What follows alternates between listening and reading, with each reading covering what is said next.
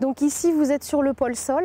Le pôle sol permet justement à nos adhérents de visionner ce qui se passe au niveau des sols, la structure, la vie microbiologique des sols. Grâce à cette compréhension des impacts, les effets que ça peut avoir sur leur production et leur manière en fait de pratiquer leur conduite de culture. Ici, vous avez une première table. On les invite justement à découvrir différentes structures de sol et textures pour qu'ils puissent appréhender vraiment ce qu'on parle un sol sableux, un sol argileux, un sol limoneux ou une mixité des trois. C'est important de savoir reconnaître sur quel type de sol on se trouve, notamment après lorsqu'on demande des analyses de sol ou des reliquats d'azote. Ensuite, on les amène à découvrir un profil de sol, un profil pédologique.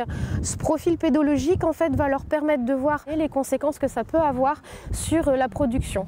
Donc ici, sur un profil de sol pédologique, on va pouvoir montrer aux adhérents les conséquences que peuvent avoir les différents passages des engins de chantier. Notamment ici, on a eu un chantier de betteraves au mois de décembre. Du coup, il y a eu certains tassements de sol qui provoquent en fait justement des zones de compactage au niveau du sol qui peuvent se voir sur la culture suivante et créer également des semelles de compaction ou comme ici, la semelle de labour. On profite aussi de ce type de profil pour leur montrer toute la vie biologique du sol, au niveau du tissu racinaire, au niveau également aussi de tout ce qui est passage de lombric, de vers de terre.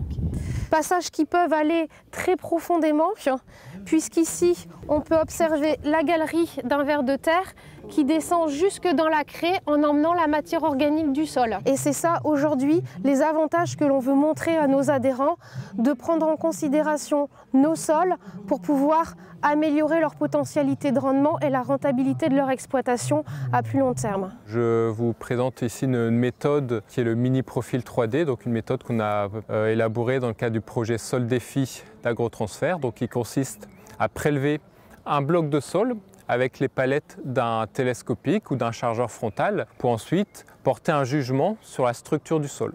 Donc concrètement, ça consiste, une fois que le bloc est prélevé, à déterminer les différents horizons de travail du sol et ensuite juger la structure du sol, donc notamment repérer les zones tassées, les zones plus favorables, diagnostiquer l'enracinement de la culture, s'il y a une culture en place, et puis observer les traces d'activité biologique. Ça met en évidence les zones de discontinuité structurale, les fissures, les horizons de travail du sol, ça les met plus facilement en évidence avec le prélèvement.